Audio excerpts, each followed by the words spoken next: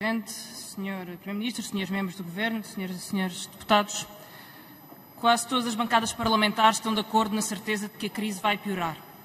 O país exige-nos então soluções e convergência para essas soluções. Mas essa procura por soluções não começou ontem. Reconhecendo a gravidade da pandemia, viabilizámos todos os recursos e todas as leis que o Governo pediu ao Parlamento. Na emergência e no orçamento suplementar, aceitámos e apoiámos tudo o que o Governo considerou essencial para a sua intervenção emergencial. Nenhuma outra bancada procedeu desta forma. Reconhecemos a emergência e respondemos à emergência. É certo que houve verbas e apoios, alguns deles negociados com o Bloco, que nunca saíram do papel. Lamentamos que as contratações de profissionais de saúde tenham sido tão atrasadas e lamentamos que nenhum trabalhador informal tenha recebido o apoio previsto. Mas no orçamento para 2021, a nossa obrigação já não é só responder à emergência com medidas de emergência. É proteger o país para estar à altura dos desafios estruturais que a pandemia expôs. A enorme pressão sobre um SNS cansado, mas que luta. A ameaça do desemprego e do abuso sobre quem é mais precário. A pobreza que corrói tantas famílias. O Bloco centrou a sua proposta nestas áreas e ainda na proteção contra o escândalo financeiro que é o raid da Lone Star sobre o erário público. Desde o verão que avançámos com uma resposta consistente, que apresentámos ao Governo e negociámos com abertura e com transparência para com a opinião pública.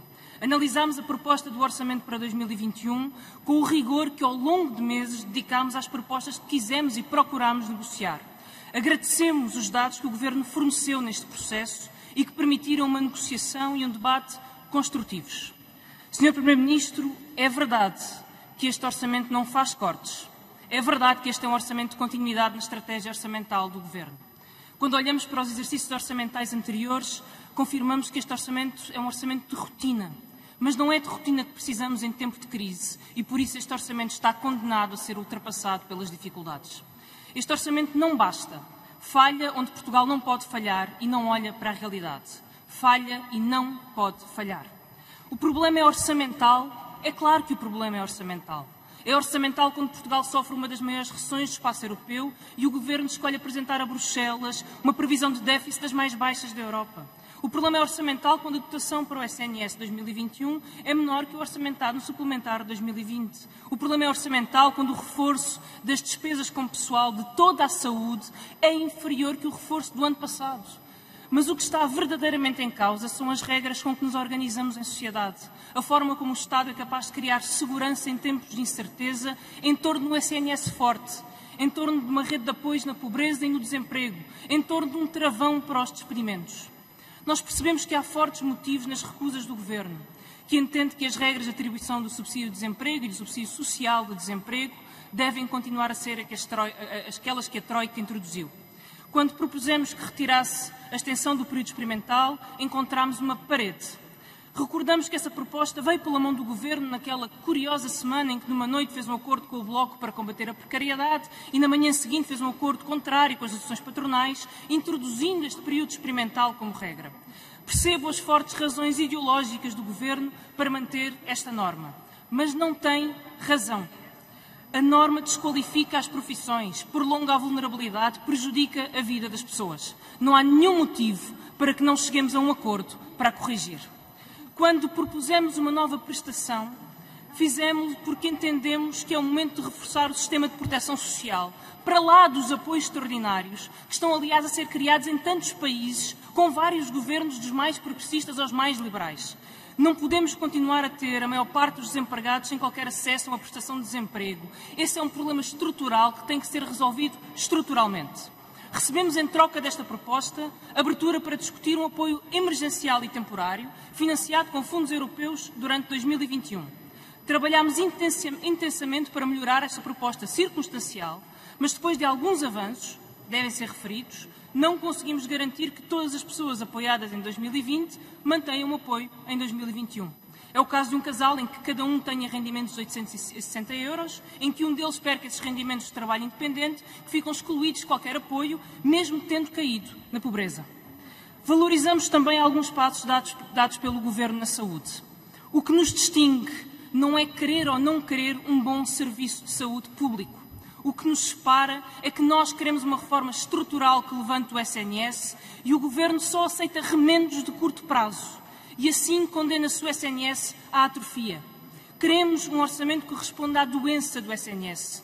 O Hospital Garcia da Horta trabalha com médicos a menos, perde especialistas e não consegue manter a urgência aberta à noite.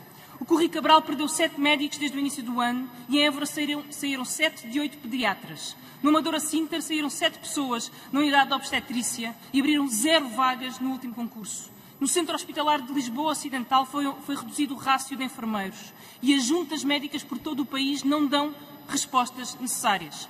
A realidade mostra-nos que não adianta anunciar contratações e depois enfiar a cabeça na areia como um avestruz para não ver que essas contratações são insuficientes e muitas nem chegarão a acontecer.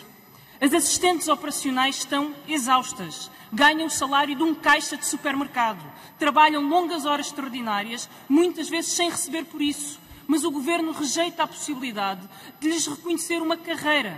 Devíamos e poderíamos chegar a um acordo para proteger estas trabalhadoras e estes trabalhadores. Há hospitais que perdem profissionais por falta de autonomia para contratar para o quadro, mas o Governo rejeita conceder aos hospitais esta autonomia. Há concursos médicos sem candidatos e por isso o Governo não conseguirá cumprir o compromisso de contratações, nem com aquele truque de considerar a especialização dos internos que já estavam no SNS como novas contratações de especialistas. É que simplesmente não há médicos suficientes no público e os truques não fazem urgências nem fazem consultas. É preciso dar aos médicos a retribuição adequada. É preciso recuperar ao privado os médicos que faltam nos hospitais e centros de saúde em que Portugal confia. Mas o Governo rejeita a medida mais eficaz para atrair e manter médicos no SNS, que é o regime de exclusividade. Ignorar este problema é um erro. Das 4.600 contratações anunciadas para 2021, 2.200 dizem respeito à vinculação de profissionais que já hoje estão no SNS. O Governo estima que 510 vagas poderão ficar por preencher nos próximos concursos médicos. Entretanto, há 434 especialistas que se vão aposentar, isto sem contar com a aposentação de outros profissionais. O efetivo reforço do SNS perante as 4.600 contratações enunciadas pode ficar abaixo de um terço daquilo que foi anunciado. Na saúde, como nos apoios sociais, não há remendos que estanquem a urgência de medidas fortes e estruturais. Se pensa que com a rotina, com os arranjos provisórios e alguns anúncios, consegue conduzir Portugal na resposta à crise, o Governo engana-se. A nossa crise não é política. O Governo não cai nem se levanta. A nossa crise é que se não reforçarmos o SNS, caímos todos. A nossa crise é que se não cuidarmos de travar a segunda vaga de despedimentos, todos sofremos. E é por isso que o Bloco de Esquerda apresentou e insiste em propostas estruturais para a saúde, para o emprego, para a segurança do povo e para a banca.